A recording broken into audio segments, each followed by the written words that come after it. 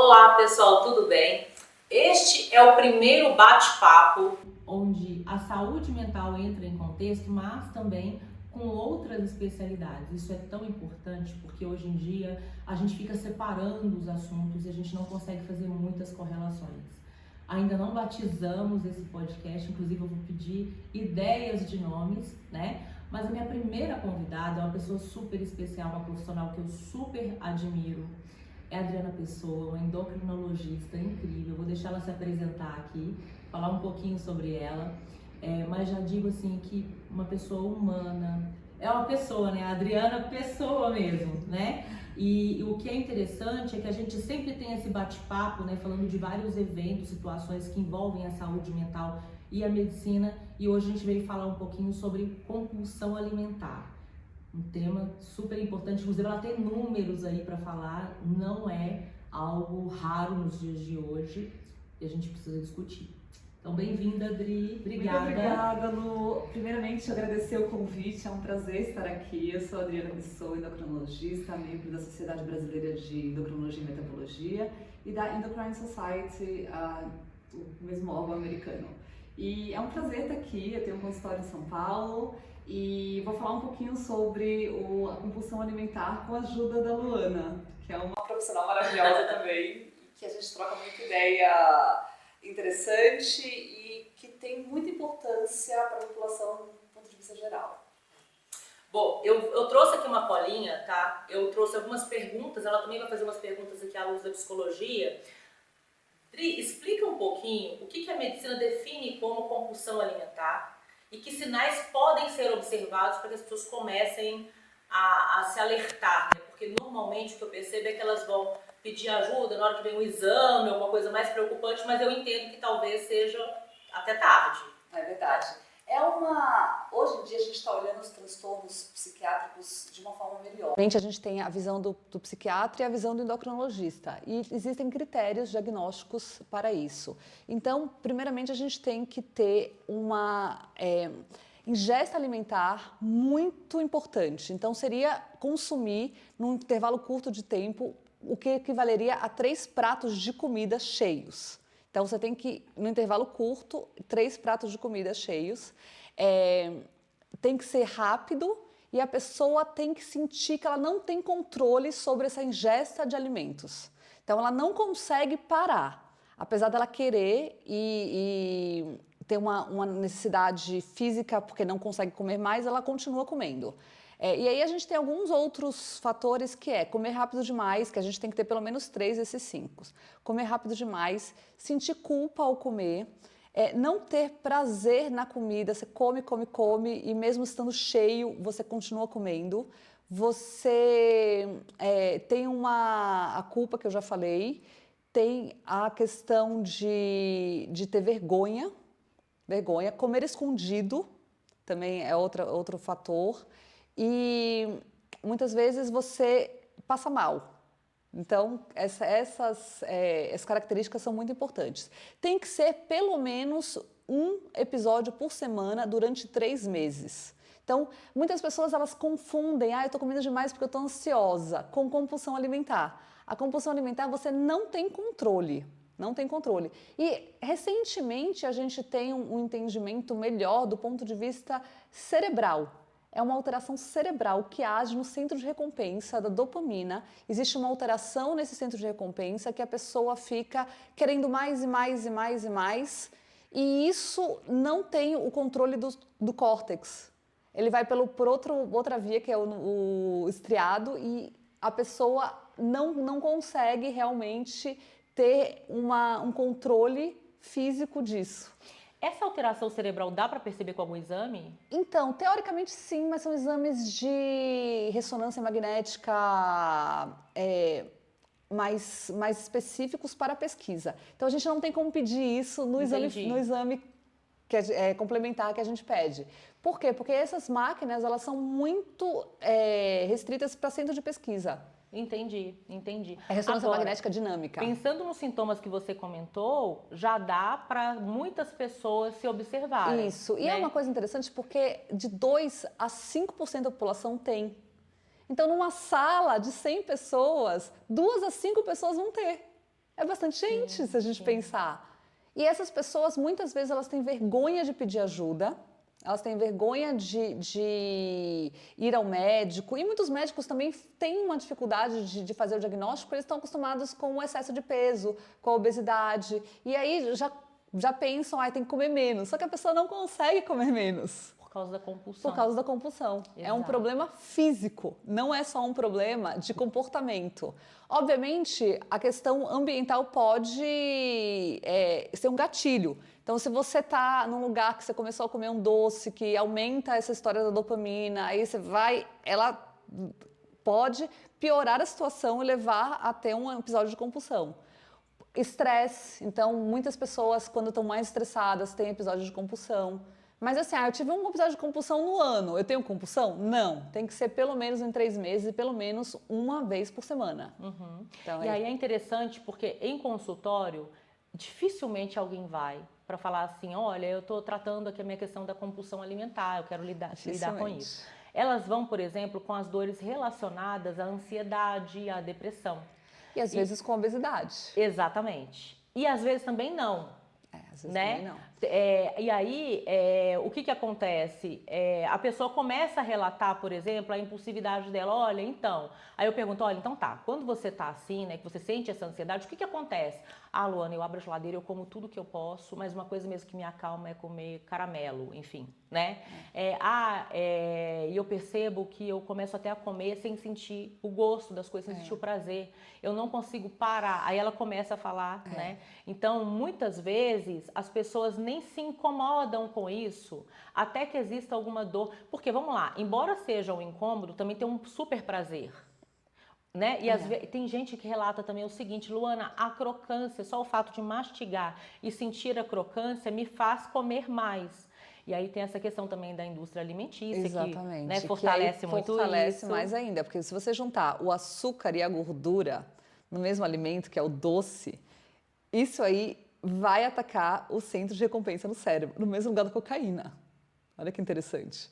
Tem vários estudos relatando isso e aí a pessoa realmente começa a ter mais dopamina e não consegue parar. E não consegue. Mas uma coisa interessante que você falou é que de 30% a 50% dos pacientes com obesidade tem compulsão alimentar. Mas nem todo mundo que tem compulsão alimentar é obeso. Era isso que eu ia perguntar. Porque nem todo isso, paciente, né? Muitas pessoas não têm a obesidade e relatam isso em consultório. Exatamente. Até porque, por exemplo, tem gente que vai manejando, fala assim, olha, quando eu tô assim ansioso e tal, eu vou comer um mundo de doces, mas depois eu faço uma dieta super restritiva, que nem a dieta. Exatamente. Né? Na verdade, a pessoa fica ali dando aquela segurada, mas ela não muda um hábito, por exemplo. Exatamente. E aí eu ia até te perguntar sobre isso, né? Porque normalmente os transtornos, eles geram comorbidades.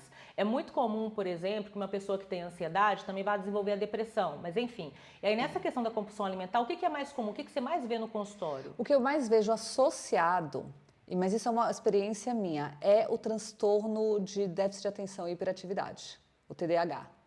Esse daí tem muito a ver, inclusive, com a fisiopatologia da compulsão alimentar, porque você tem uma diminuição do córtex pré-frontal, que você tem o controle dos impulsos. Então, a pessoa com TDAH, ela tem uma impulsividade, pode ter, nem todos têm, mas tem uma impulsividade maior. E é a história que tem também na compulsão alimentar, que é uma impulsividade por comer que você não consegue parar. Mas eles podem estar relacionados, nem toda pessoa que tem TDAH vai ter compulsão e vice-versa, mas eles podem estar relacionados, eu vejo muito no consultório. Então, é uma questão que a gente tem que pensar quando o paciente chega com um relato de compulsão. E a gente, como você mesmo disse, a gente tem que procurar e perguntar ativamente, porque o paciente não sabe. Ele só sabe que ele foi em vários médicos e que ninguém deu jeito e que ele está frustrado, ele se sente sozinho. E isso é muito importante para o profissional acolher. E a nós, profissionais da saúde, é muito importante essa questão de acolhimento, de entendimento e até de gerar um ambiente que não seja para julgamento. E aí eu tenho até um relato importante, gente, porque assim, eu sou paciente da Adri e uma coisa que eu sempre me deixou muito à vontade é que não é fácil você lidar com a questão da alimentação, de criar um hábito saudável. Por exemplo, no meu caso, muitos anos com hábitos que não eram muito saudáveis. E aí, por exemplo, você está muito bem, daqui a pouco você regride. E aí, dependendo da atitude do médico, você nem quer voltar mais. E aí ela tem uma questão que ela nunca fala assim, você engordou. Ai, Luana, nossa, que chato, né? E aí um dia eu até falei, poxa, Adri, mas você sempre acolhe, né? E aí ela até me falou assim, não, mas é porque não é fácil lidar, né? E quando a gente fala, por exemplo, da obesidade, ela é uma doença, ela tem que ser tratada de uma maneira muito respeitosa e com muito acolhimento. Aí fala até um pouquinho disso, Dri, que você sempre tem um jeitinho de falar diferente. Isso aí é muito importante porque a pessoa que está no consultório, ela está querendo melhorar. E mesmo aquela que não consegue chegar no consultório porque não tem e-mails ou porque tem a questão da vergonha, hoje a gente já tem um entendimento muito maior do excesso de peso. E esse excesso de peso, ele é uma questão metabólica, muito maior do que uma questão comportamental. Nós temos, do ponto de vista de evolução, um corpo para armazenar gordura. Só que faz 70 anos na nossa história de humanidade que a gente tem muita comida. Então a gente tem a genética para armazenar gordura com muita comida no mundo. Qual é o problema? Metade da população mundial está acima do peso. Então não é um problema individual e muitas vezes é um problema muito maior do que comportamental.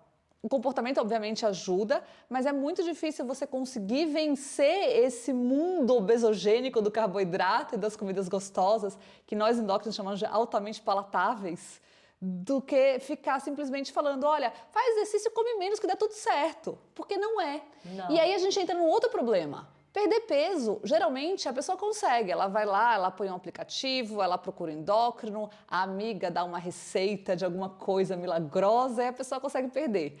Agora, manter o peso perdido é muito difícil. É o mais difícil porque existem mecanismos biológicos para a volta do peso. Exato. Então, alterações hormonais importantes. Se a gente olhar, 90% das pessoas que perdem peso reganham. E o que eu tento fazer muito no consultório, inclusive na primeira consulta, é, gente, olha, a gente vai conseguir, mas para manter o peso a gente vai ter que nadar contra a correnteza.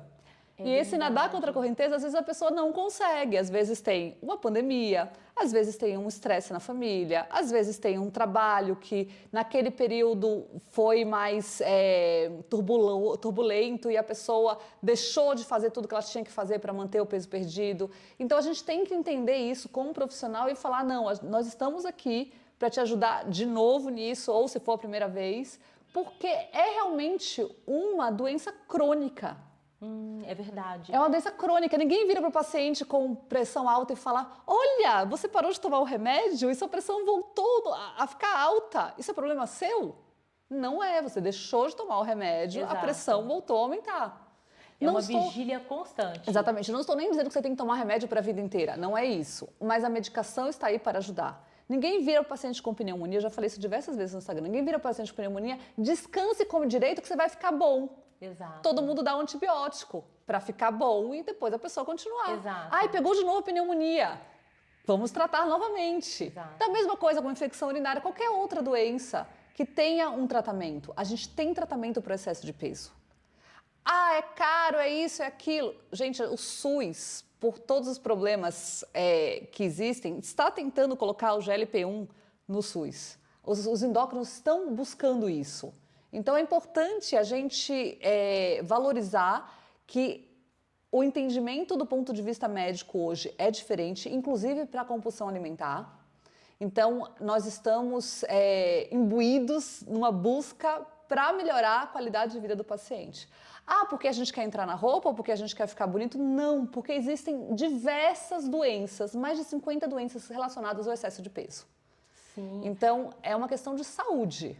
E assim, até pensando um pouquinho do ponto de vista psicológico, né? É muito comum que, por exemplo, a pessoa ela vai lá, né?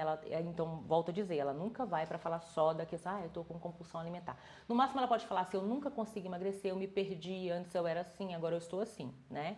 E aí, quando a gente vai buscando informações, a gente percebe também que existem padrões de comportamentos que entram juntamente com tudo que está acontecendo no corpo. Gente, a gente é uma pessoa que tem tudo isso aqui junto e sincronizado, né? Mesmo em falta de harmonia. E aí o que acontece? Existem padrões de comportamentos, padrões de funcionamentos, crenças que vão corroborando também para a pessoa voltar a comer. Por exemplo, Total. conseguir, então agora eu tenho o controle do meu corpo, agora eu posso comer, então agora eu posso fazer meu dia do lixo 3 vezes por semana, tipo isso, né? Ou então, olha, se eu conseguir, eu sei que eu tenho controle, no dia que eu quiser, eu volto. E aí muitas vezes as pessoas têm a visão do remédio para emagrecer como se fosse algo pontual, só que não, ele está tratando, olha só, a obesidade. Exatamente, né? Não é remédio para emagrecer, é remédio para tratar a obesidade. Exato, e a obesidade não é aquela questão, por exemplo, de falar assim, ai, gente, está romantizando, né? Não, acho que todo mundo tem que se olhar e gostar da versão que tem e buscar a melhor versão, principalmente pensando em saúde, né? Exatamente. Na estratégia terapêutica, muitas vezes, olha que interessante, né? A pessoa, ela tá com uma questão que dói na alma dela. E aí, um dos pilares que eu mais trabalho inicialmente é a questão de como é que essa pessoa se vê relacionada à autoestima. E aí tem uma correlação que normalmente a pessoa ela foi deixando passar. Então assim, eu deixei de me incomodar quando tal roupa não servia mais, agora a roupa é que me escolhe, eu não escolho mais a roupa, aí eu já não me olho mais no espelho. E tudo isso aí corrobora, né? Porque até o desejo de mudar, ele passa por você olhar e falar o seguinte, peraí, eu me amo, mas eu quero mudar essa versão aqui, eu quero melhorar essa versão. Exatamente, eu acho que buscar a saúde, ressignificar o que é saúde, é você dormir bem, é você conseguir trabalhar bem, é você ter prazer nas atividades em família, em amigos. E muitas vezes uma pessoa que está muito acima do peso, ela não consegue dormir bem. Não. Ela não consegue, ainda mais quem tem compulsão alimentar, ela pensa só na comida, ela não consegue fazer as atividades normais do dia a dia porque ela está pensando nisso. E aí a gente entra numa outra questão também, que é, ela pode se esquecer, ela pode ir se acomodando àquela situação ruim, mas às vezes ela faz isso porque ela não encontra ajuda. Exato. Porque ela não encontra os profissionais, porque não é só um ou dois. E não encontra pessoas preparadas para esse entendimento, né? Ela vai ser punida. Então, eu já ouvi muito relato assim, meu médico falou que eu não tenho vergonha na cara, meu médico me xingou, né? Exatamente. Coisas nesse sentido. E aí tem uma pergunta que eu já, várias vezes que eu toquei no assunto sobre a questão alimentar, ou até sobre questão de transtornos, as pessoas trazem sobre a questão de migrar à compulsão. Então, por exemplo, você falou sobre o TDAH. O TDAH, até por uma questão de pouca produção, menor produção de dopamina que o necessário, né, ele acaba tendo muito mais também impulsividade do que uma pessoa que está com os níveis normais. Exatamente. Porque a produção correta de dopamina, ela vai ajudar para que o córtex pré-frontal funcione de tal forma que ela consiga controlar essas impulsões, planejar, conseguir ter uma visão clara de risco, também de médio e longo prazo, de regulação das emoções, empatia, e tudo isso fica mais comprometido. E aí, diante dessa... aqui eu estou falando ainda do caso mais crítico, mas pensando até na questão assim, das pessoas que não têm o TDAH, o que eu percebo eu tenho uma compulsão hoje que é por alimentação, tomei consciência, mudei minha rotina e aí eu entro de repente em outras compulsões. Eu tenho até um paciente incrível, ele é meu case de sucesso em relação a isso, que eu falo que ele fez a bariátrica no cérebro.